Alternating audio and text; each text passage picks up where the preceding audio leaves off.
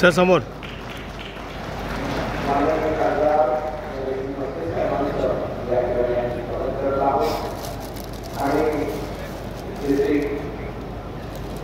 केळकर साहेब थोडं पुढे या.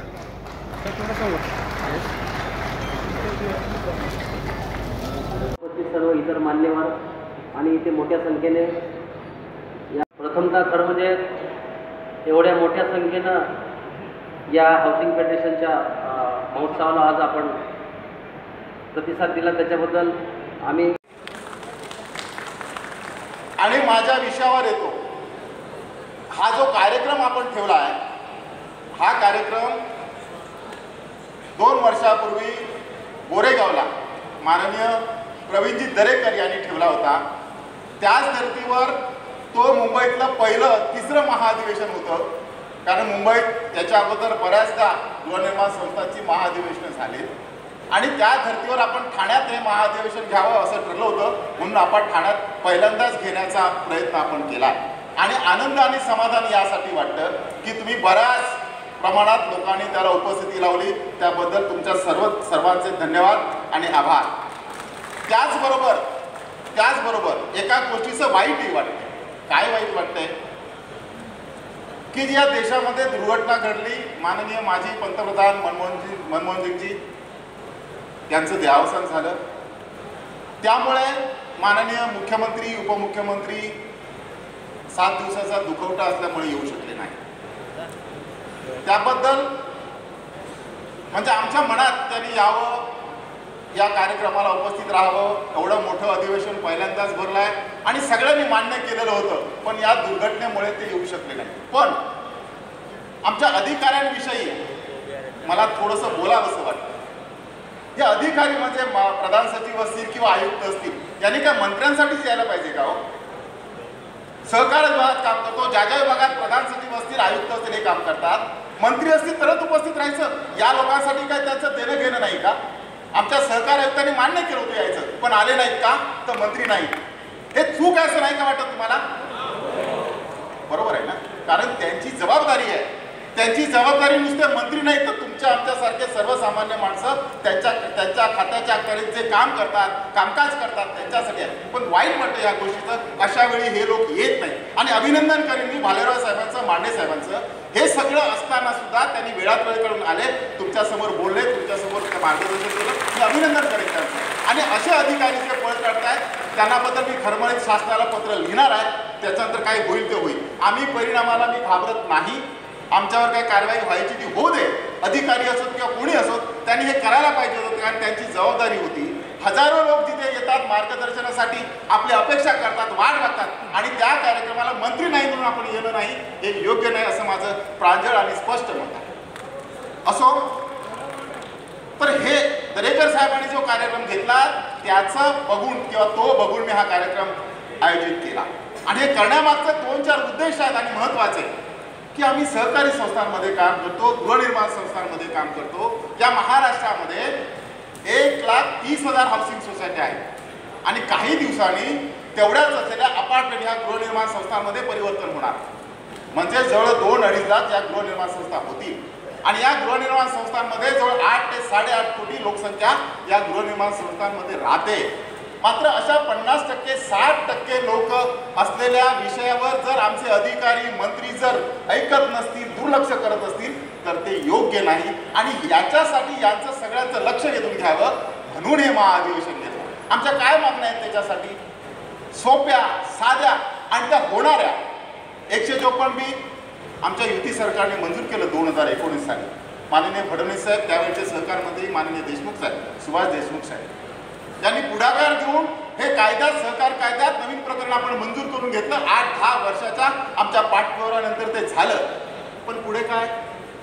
त्याची नियमावली अजून तयार नाही.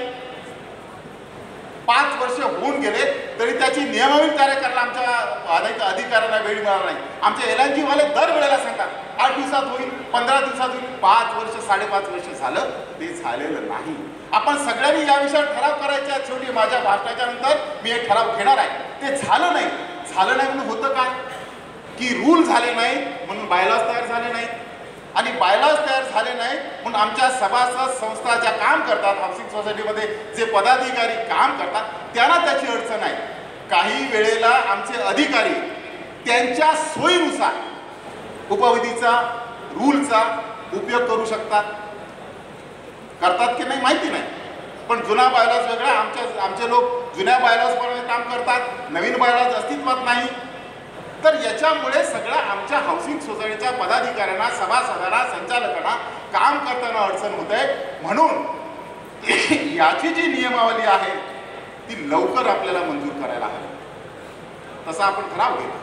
दुसरा मुद्दा 154B मध्ये जे नवीन सुधारणा आपण केली आहे त्याच्यामध्ये काही बदल करणं आवश्यक आहे. महत्त्वाचे बदल आहे ते सगळे मी विषय सांगत बसत नाही, कारण बराच वेळ त्याच्यामध्ये जाईल. बरेच विषय असे विषयात की त्याच्यामध्ये बदल करणं आवश्यक आहे. म्हणून केळकर साहेब, आमची मागणी राहील तुमच्याकडे, आमचे जे विषय आहेत हाऊसिंगच्या विषयाचे, कारण आज मंत्री असते, अधिकारी असते, कमिशनर साहेब असते, तर मी त्यांच्यासमोर मांडले असते हे विषय. पण आज ही सर्व जबाबदारी केळकर साहेब तुमच्यावर आम्ही ठेवतोय. का ठेवतोय? कारण पुढच्या अर्थसंकल्पीय अधिवेशनामध्ये हे आमचे सगळे विषय मार्गी लागायला हवेत की नको, हे तुम्ही साहेब करून घ्यायचं आहे. त्याच्यामध्ये 154B मध्ये सुधारणा, त्या सुधारणामध्ये काय सगळ्यात पहिली अट आमची किंवा पहिला बदल जो हवा असेल किंवा ज्याची आवश्यकता आहे, आमचा तक्रार करणारा खोडसळ सभासद, नाठाळ सभासद, काही त्याला काम नाही, आयुष्यभर तक्रारी करणं, पदाधिकाऱ्यांना, संचालकांना त्रास देणं, एवढंच त्याचं काम. मात्र अशा खोट्या तक्रार करणाऱ्या सभासदाला कुठल्याही सजेची तरतूद कायद्यात आमच्या नाही, आणि ही तरतूद असायला हवी ही आमची प्रमुख मागणी या अधिवेशनाच्या निमित्ताने असेल.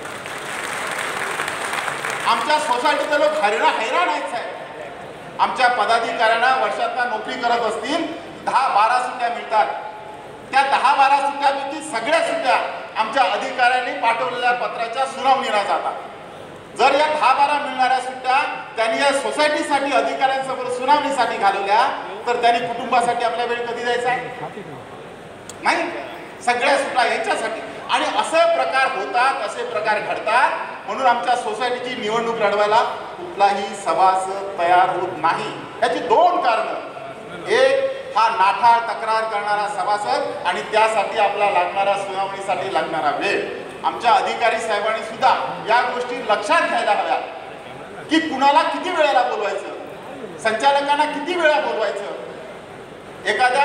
म्हणून माझी विनंती राय साहेब, भालेराव साहेब, भांडे साहेब, की तक्रारीची जरा पडताळणी करा. आम्ही जी दुरुस्तीची असेल, पोलिसांविषयी आपल्या अधिकार कक्षात येत नाही, मग त्याला सरळ पत्र पाठवून कळवा की 91 नंतर तुम्ही कोर्टात जा. मात्र आम्ही तसं करत नाही. त्यांना 10 वेळेला सुनावणीला बोलवतो आणि शेवटी ऑर्डर देताना देतो की आमच्याकडे तर नाही, तुम्ही कोर्टात जा. त्याच्यापेक्षा त्याला पत्र पाठवून, कारण आपल्याला माहिती आहे या गोष्टी आपल्या हातातल्या नाही आहेत. आणि अशा ज्या काही गोष्टी आहेत आमच्या सभासदांसाठी ज्या त्रासाच्या आहेत, अडचणीच्या आहेत. दुसरी एक महत्त्वाची गोष्ट मगाशी मी म्हटलं की आमच्या पदाधिकाऱ्याने तक्रार केली तर त्याची उत्तर नाही, पण तक्रारदाराने उत्तर केलं तर 24 तासात तुम्ही नोटीस पाठवणार आमच्या अधिकाऱ्यांना. काय? हजर राहा, उत्तर द्या, नाही आले तर त्यांच्यावर कारवाई. पदाधिकाऱ्यांनी सगळ्या कारवाईची तरतूद आहे. जसं आता बालेराव साहेबांनी सांगितलं, ऑडिट नाही केलं कारवाई, रेक्टिफिकेशन अहवाल नाही कारवाई, या सगळ्या कारवाई आहेत, बरोबर आहे. पण अशा खोट्या तक्रार करणाऱ्या माणसाला कायद्यात आमच्या कुठलीही तरतूद नाही. म्हणून ही तरतूद आपल्याकडे असायला हवी. दुसरा एक मुद्दा की आम्ही नेहमी म्हणतो की आमचे पदाधिकारी किंवा सोसायटीचे सभासद, जे सभासद आहेत तेच पदाधिकारी होणार आहेत. ते काय शिक्षित नाही, सहकार कायद्यामधले तज्ज्ञ नाही. जो सभासद आहे तो संचालक होऊ शकतो, जो संचालक आहे तो पदाधिकारी होऊ शकतो. मात्र ह्याला कामकाजाची माहिती नसते. का माहिती नसते? तर प्रशिक्षण घेतलेलं नसतं, आणि म्हणून तक्रारीची संख्याही वाढते. म्हणून सोसायटीच्या सभासदांना प्रशिक्षण हे बंधनकारक असायला हवं. त्यांनी जर प्रशिक्षण घेतलं नसेल तर त्यांना निवडणूक लढवता येणार नाही असं म्हटलं पाहिजे. कायद्यात तशी प्रोव्हिजन करायला पाहिजे. म्हणून प्रशिक्षण हे बंधनकारक असायला हवं. तिसरा मुद्दा खासदार साहेब तुमच्या अखत्यारीतला आहे. आमच्या सोसायटीतले सगळ्या सोसायट्या पुढच्या 10 वर्षाची नियोजन दुरुस्ती आम्हाला 10 वर्षांनी करायला 20 लाख खर्च येणार आहे। त्या 20 लाखाची तरतूद या 10 वर्षामध्ये करतात आणि यासाठी शासनाला जीएसटी भरावा लागतो, जीएसटी भरावा लागतो, टीडीएस भरावा लागतो। व्याजावर टीडीएस घ्यायला आम्हाला काही हरकत नाही, पण 7,000 पेक्षा जास्त वर्षाला महिन्याला मेंटेनन्स असेल, वर्षाला टोटल सोसायटीचं 20 लाखापेक्षा उलाढाल असेल तर त्याला जीएसटी भरावा लागतो। तर हा जीएसटी आपल्याला रद्द करायला हवा। मी आमदार साहेबांना आणि खासदार साहेबांना दोघांना विनंती करेन, कारण जीएसटीचा विषय असा आहे, जीएसटी कमिटीचे सदस्य राज्याचे अर्थमंत्री, या अर्थमंत्र्यांकडून राज्याच्या वतीने हा ज्यावेळी प्रस्ताव जाईल त्याच वेळी या जीएसटी बाबत विचार केला जाईल। त्यामुळे या जीएसटी बद्दल खासदार साहेब, आमदार साहेब आपण दोघांनी विचार करायला हवा। दुसरा मुद्दा आमच्या प्रशासकांचा, मांडे साहेब, भालेराव साहेब, आज जर मंत्री महोदय असतील त्यांच्यासमोर मी हा विषय काढणार।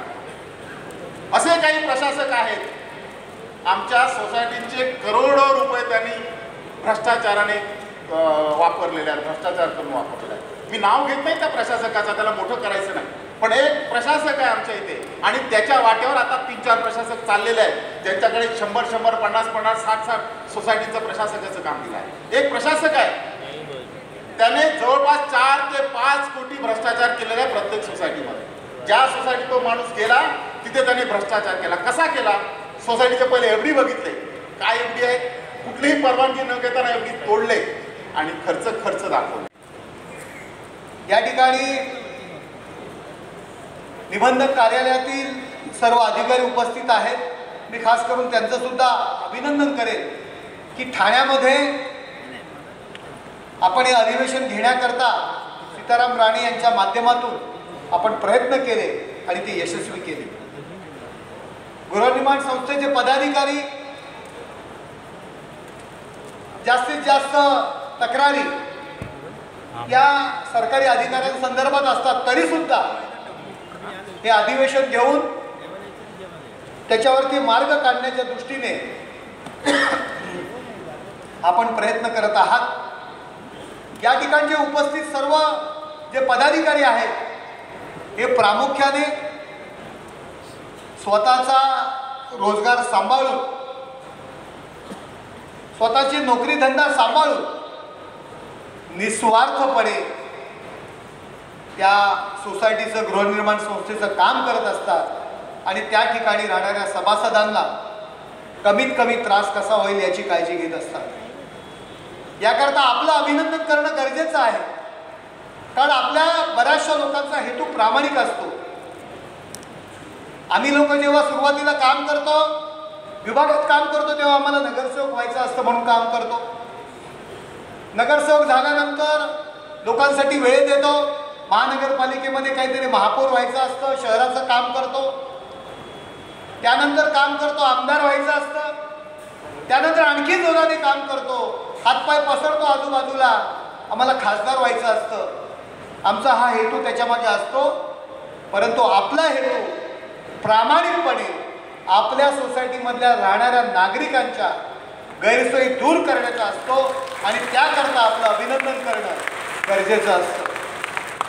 हे काम करत असताना बऱ्याचदा आपण आमच्याकडे येत असता, आपल्या अडचणी सांगत असता, सोसायटीमधला एखादा असतो माणूस की तो केवळ प्रवाहाच्या विरुद्ध जाणारा असतो। 1-2 व्यक्ती अशा असतात, सुरुवातीला त्या कमिटीत असतात, कालांतराने कमिटी बदलते, 2 लोक एका बाजूला होतात, 8 लोक एका बाजूला होतात, नवीन कमिटी निवडून येते आणि त्यानंतर खऱ्या अर्थाने त्या सोसायटीच्या त्रासाला सुरुवात होते। सगळ्याच ठिकाणी असं होत नाही, पण काही ठिकाणी होतं। ही जी काही मंडळी आहेत, ही निबंधक मंडळी, भागवत साहेब आहेत, इतर सर्व मंडळी आहेत, सरकारी अधिकारी आहेत, ही जी मंडळी आमची काम करत असतात, निस्वार्थीपणे काम करत असतात। कोणीही कायदे तज्ज्ञ नसतं, कोणीही काम करत असताना कायद्याचं पुस्तक बरोबर घेऊन करत नसतं तेवढा वेळही त्यांना नसतो. सॅटर्डे संडे ऑफ असते, एखाद्याला एखाद दिवस ऑफ असते, त्या वेळेमध्ये काम करणं. शनिवार रविवारी आपली कार्यालय बंद असतात, त्यावेळी स्वतःच्या सुट्टीतल्या 8 जे काही सिक लीव्ह असतात, कॅज्युअल असतात, त्यातली एखादी सुट्टी त्यांना काढावी लागते आणि आपल्याला सोमवार ते शुक्रवारमध्ये जाऊन तुम्हाला भेटावं लागतं. त्यामुळे निस्वार्थीपणे काम करणारी मंडळी असतात. एखादा उठतो आपल्याकडे तक्रारी करतो, आपण लगेच सोसायटीला नोटीस देता, त्यांच्या सुनावण्या लावता, 10-10 तारखा त्यांना देतात. त्या सोसायटीच्या पदाधिकाऱ्यांना 10-10 सुट्ट्या त्यासाठी घालाव्या लागतात. मी गेल्या आठवड्यातलंच एक उदाहरण सांगतो. माझ्याकडे ती मंडळी आली, ब्रह्मांडमधली सोसायटी आहे, मी सोसायटीचं नाव घेत नाही. 10 कमिटी मेंबर होते. मुंबई बँकेचे अध्यक्ष, आमदार, विधान परिषदेचे त्यामुळे काय करू बराच वेळ झालेला आहे आणि या सोसायटीच्या मागे सोसायटीच्या बऱ्याच त्याचं जे काही कामामधला हस्तक्षेप असतो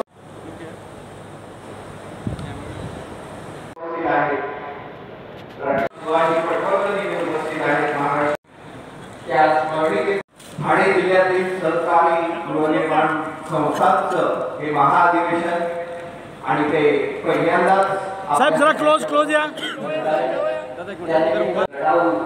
अध्यक्ष सीताराम राणे साहेब यांच्या संपादनाखाली महाअधिवेशन आपल्याला जी मदत सहकार विभागाकडनं पाहिजे आणि या राज्याचे उपमुख्यमंत्री व वित्त व नियोजन अर्थमंत्री माननीय उपमुख्यमंत्री अजितदादा पवार साहेब यांच्याकडनं जी मदत लागेल ही मिळवण्यासाठी मी आपल्या बरोबर असीन. गृहनिर्माणाचा विषय हा ठाणे शहरामध्ये, कारण आपलं शहर हे संपूर्ण अर्बन आहे आणि मी तर नेहमी सांगतो की कॉपरेटिव्ह हाऊसिंग सोसायटीचं चेअरमन असणं, सेक्रेटरी असणं हा थँकलेस जॉब आहे. कारण कितीही निस्वार्थीपणे काम करत कुठला ना कुठला तरी मेंबर असतो जो DDRकडे जातो आणि काहीतरी कंप्लेंट करतो की ही स्टॅच्युटरी ऑडिट राहिलं, ही कंप्लेंट राहिली, हा हिशोब दिला नाही.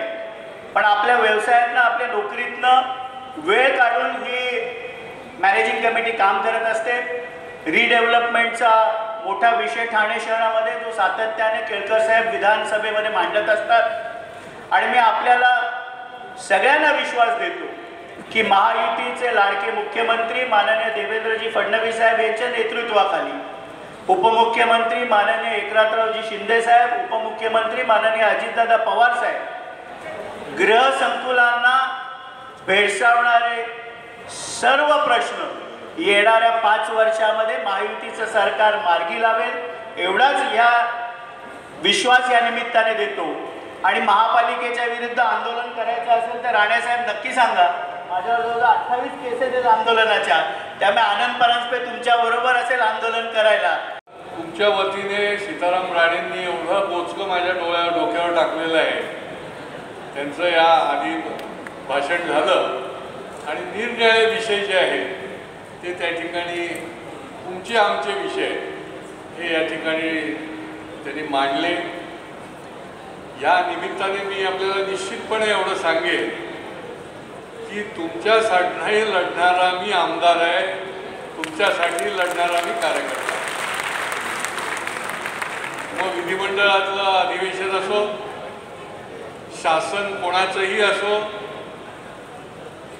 सहकार क्षेत्रामधले आणि सहकार विभागाचे अधिकारी कोणीही असो, तुमच्या हिताकरता, तुमच्या सुरक्षेकरता, तुमच्या सुविधेकरता पुढच्या काळामध्ये देखील जीवाचं रान करण्याचं काम निश्चितपणे मी करणार आहे.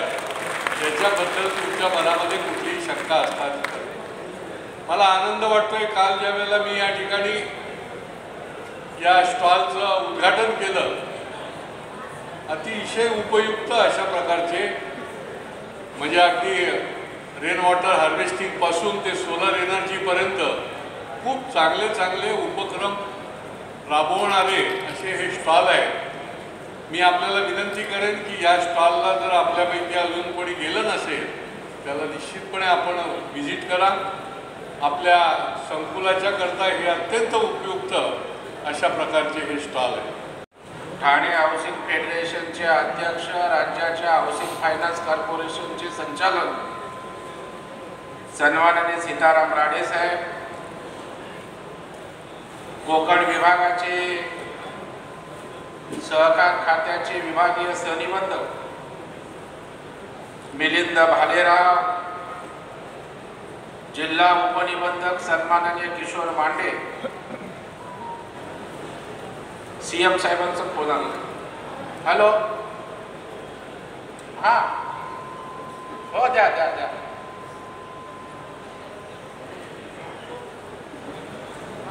सर, ठाण्यामध्ये 5,000 प्रतिनिधींचं शिबिर चालू आहे, मी लावतोच. माननीय मुख्यमंत्री महोदय आपल्या सगळ्यांना संबोधित करतील. जोरदार टाळ्यांच्या गजरात स्वागत करा. व्यस्त शेड्यूल असताना सुद्धा या ठिकाणी केवळ आपल्या प्रेमाखातर ज्यांनी या हाऊसिंग सेक्टरला ताकद दिली, दिशा दिली, ते आदरणीय मुख्यमंत्री माननीय देवेंद्र फडणवीस साहेब आपल्याला संबोधित करतील. साहेब, सुरू करा. श्री प्रवीण दरेकरजी, श्री सीताराम राणेजी या ठिकाणी आपल्या सहकारी गृहनिर्माण संस्थेच्या या आपल्या ठाणे जिल्ह्यातल्या संस्थेचं हे पहिलं अधिवेशन होत आहे. आपल्या सहकारी गृहनिर्माण संस्थांचे सर्व पदाधिकारी आणि उपस्थित सर्व भगिनी आणि बंधूंनो, मी पहिल्यांदा तर आपल्या सर्वांचं स्वागत करतो. आणि या कार्यक्रमाला मला येण्याची इच्छा होती, परंतु आपल्याला कल्पना आहे की देशाचे माजी पंतप्रधान श्री मनमोहन सिंगजी यांचं निधन झाल्यामुळे आज मी त्या ठिकाणी येऊ शकलेलो नाही. मात्र आपण सगळ्या लोकांनी मिळून त्या ठिकाणी जे काही अडीअडचणी मांडलेल्या आहेत, जे काही आपण सर्व लोक निर्णय घेणार आहात, ते निर्णय आणि त्या अडीअडचणी सोडवण्याकरता मी माझ्याकडे एक निश्चितपणे बैठक बोलवेन आणि आपल्या सर्व सहकारी गृहनिर्माण संस्थांच्या अडचणी आपण सोडवू. मागच्या काळामध्ये आपण मुंबईमध्ये एक अधिवेशन घेतलं होतं आणि ते अधिवेशन घेतल्यानंतर जवळपास 18 वेगवेगळे निर्णय आपण सहकारी गृहनिर्माण संस्थांना घेतले होते, ज्यामुळं मोठ्या प्रमाणात संस्थांना त्याचा फायदा झाला होता. आता त्यानंतर देखील ज्या काही अडचणी आपल्या असतील त्या निश्चितपणे मी प्रवीण भाऊ आहेत, सीताराम राणेजी आहेत, प्रकाश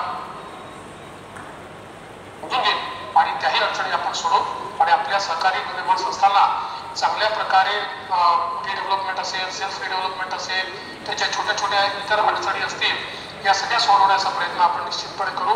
मी आपल्या या संमेलनाला आणि अधिवेशनाला खूप खूप शुभेच्छा देतो आणि त्या ठिकाणी न येऊ शकल्याबद्दल आपली क्षमा मागून माझे वक्तव्य संपवतो. धन्यवाद. जय हिंद, जय महाराष्ट्र.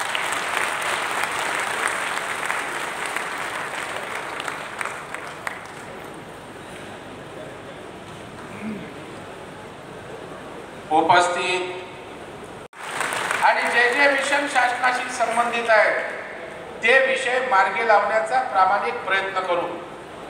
सर्वप्रथम देशाचे अर्थमंत्री, राहिलेले देशाचे माजी पंतप्रधान सन्माननीय मनमोहन सिंग यांना मी भावपूर्ण या ठिकाणी आदरांजली अर्पित करतो. कारण मनमोहन सिंगांचं एक वेगळ्या प्रकारचं योगदान या देशाच्या अर्थनीतीमध्ये आहे आणि म्हणून पक्षापलीकडे जाऊन आज देशभर त्या ठिकाणी त्यांच्या निधनानं त्या ठिकाणी हळहळ व्यक्त केली जाते की मंदीच्या काळात सुद्धा देशाची अर्थव्यवस्था नीट ठेवण्याचं काम आदरणीय मनमोहन सिंगांनी केलं होतं. आज या ठिकाणी अधिवेशन होतं. राणे साहेबांनी मुंबईचं अधिवेशन पाहिलं आणि त्या अधिवेशनामध्ये गोरेगाव या ठिकाणी मुंबई हाऊसिंग फेडरेशनच्या वतीनं मुंबई जिल्हा बँकेच्या सहकार्याने त्या ठिकाणी अधिवेशन झालं आणि वेगवेगळ्या प्रकारच्या हाऊसिंग सेक्टर मधल्या 18 मागण्यांचं निवेदन आम्ही मुख्यमंत्र्यांना दिलं आणि मला सांगायला या ठिकाणी अभिमान वाटतो की आम्ही त्या ठिकाणी 18 वेगवेगळ्या प्रकारच्या मागण्या केल्या होत्या. त्यापैकी 16 GR काढण्याचं काम देवेंद्रजींनी त्या परिषदेच्या नंतर केलं आणि चांगले क्रांतिकारी निर्णय या आपल्या हाऊसिंग सेक्टर करता त्या ठिकाणी घेतले. आणि म्हणून अशा परिषदांची आवश्यकता असते. अशा अधिवेशनाच्या माध्यमातून जे हाऊसिंगचे छोटे मोठे प्रश्न आहेत, हाऊसिंगचे जे धोरणात्मक विषय आहेत, त्या विषयांना वाचा फुटत असते आणि मग हे ठराव घेऊन आपण शासनाकडे जाऊन त्यावर मार्ग काढण्याचा प्रयत्न करत असतो. आणि म्हणून मी सर्वप्रथम सीताराम राणे, आमचा सहकार विभाग आणि त्यांच्या सर्व आयोजकांना मनापासून धन्यवाद देतो की एक यशस्वी अशा प्रकारचं अधिवेशन आपण या ठाण्याच्या नगरीत पार पाडलं. त्याबद्दल मनापासून मी आपलं अभिनंदन करतो. अनेक विषय हाऊसिंग सेक्टरचे आहेत. हाऊसिंग सोसायटी चालवत असताना अनेक अडचणींना आपल्याला सामोरं जावं लागतं. अनेक वक्त्यांनी उल्लेख केला किंवा हाऊसिंग सोसायटी चालवत असताना चेअरमन सेक्रेटरी असतील, जो परांजपे साहेबांनी उल्लेख केला की थँकलेस जॉब असतो. तुम्ही दिवस रात्र काम करता. रिटायरमेंट झाल्यानंतर आमचे ज्येष्ठ नागरिक सहभाग घेतात, परंतु एवढं करूनही त्या ठिकाणी समाधान तिथे लोकांचं होत नाही. एखादा कोणतरी महाभाग असतो. सर्वसामान्यांच्या दृष्टीनं, खास करून मराठी माणसांच्या दृष्टीनं घर एक आपलं स्वप्न असतं आणि आपण मुंबई, ठाण्यात किंवा शहरात येऊन जेव्हा राहतो तेव्हा स्वतःचं पुरेसं घर असावं हा आपला आयुष्यातला अंतिम गोल असतो. आणि मग बुलढाणा विकास करत असताना त्या ठिकाणी जर गृहनिर्माण संस्था विकासासाठी पुढे आली तर बिल्डर जो नफा कमावणार तो आपण सोसायटीवर विभागून सोसायटीला मोठं घर मिळतं आणि त्याच्यामुळे छोटं कुटुंब असेल, कुटुंब वाढलं तर त्या मोठ्या जागेमध्ये त्यांना आयुष्याची वाटचाल करायलाही सुखकर होतं. आणि मुंबईत ही गृहनिर्माण सेल्फ डेव्हलपमेंटची स्वयंपुनर्विकास ही योजना आम्ही यशस्वी केली. 12 बिल्डिंग उभ्या राहिल्या, 1600 प्रस्ताव आलेत. ती एक चळवळ म्हणून उभी राहावी हा आमचा प्रयत्न आहे. आणि त्यासाठी मुंबईला लागून असणाऱ्या ठाण्यात इथल्या हाऊसिंग फेडरेशनचे अध्यक्ष सीताराम राणे यांनी पुढाकार त्या ठिकाणी घेतला आणि आज ही परिषद यशस्वी होते. आणि मला निश्चित खात्री आहे, जसं ही मुंबईच्या परिषदेच्या माध्यमातून 18 मागण्यांपैकी 16 GR मुख्यमंत्री देवेंद्रजी, तत्कालीन मुख्यमंत्री आमचे एकनाथरावजी शिंदे साहेबांनी काढले, तशाच पद्धतीनं इथल्या परिषदेची फलश्रुती येणाऱ्या 10-15 दिवसाची बैठक मुख्यमंत्र्यांसोबत होईल, त्यातनं होईल. आणि हे स्वयंपुनर्विकासाची गृहनिर्माणमधली चळवळ आमचे खासदार नरेश इसके इथे आहेत, आमदार केळकर आहेत, आनंद परांजपेजी आहेत, दस्तूर खुद्द एकनाथरावजी शिंदेसाहेब इथले आहेत. आणि त्याच्यामुळे सगळ्यांच्या मदतीनं आमचं हाऊसिंग फेडरेशन जिल्हा बँकेच्या सहकार्यानं इथल्या सर्वसामान्य मध्यमवर्गीय मराठी माणसाला मोठं घर स्वयंपुनर्विकासाच्या माध्यमातून मिळवून देईल अशा प्रकारचा विश्वास आहे. आणि ती सुरुवात आजच्या महाधिवेशनाचं हे पाऊल आहे, पहिलं पाऊल आहे असं म्हटलं तर अतिशयोक्ती होणार. मुख्यमंत्री देवेंद्र फडणवीस यांनी ऑडिओ संवाद साधून काय आश्वस्त केलं आहे नेमकं? मुख्यमंत्री यांनी या ठिकाणी आश्वस्त केलं आहे की हाऊसिंग फेडरेशनच्या ज्या समस्या गृहनिर्माण संस्था चालवत असताना आहेत त्या मी स्वतः समजून घेऊन त्याकरिता शासन निर्णय घ्यावे लागले घेईन. मुंबईमध्ये ज्या पद्धतीनं स्वयंपुनर्विकास गृहनिर्माणचा होतो आहे त्या पद्धतीनं मुंबई, पुणे, ठाणे, नाशिक या ठिकाणी व्हावा, त्याकरता शासनाला जे निर्णय घेणं आवश्यक आहे, ज्या सवलती देणं आवश्यक आहे त्या प्रकारच्या देण्यासाठी त्यांची मानसिकता आहे. आणि म्हणून आज व्यस्त शेड्यूल असताना, सह्याद्रीला महत्त्वपूर्ण बैठक सुरू असताना बैठकीतून येऊन या अधिवेशनाला ऑडिओ क्लिपच्या माध्यमातून त्यांनी शुभेच्छा दिल्याच, परंतु आश्वस्त केलं आहे की राज्याचा मुख्यमंत्री म्हणून आणि सरकार आपल्या पाठीशी आहे हा एक विश्वास या ठिकाणी आमच्या गृहनिर्माण चळवळीतल्या काम करणाऱ्या कार्यकर्त्याला दिला.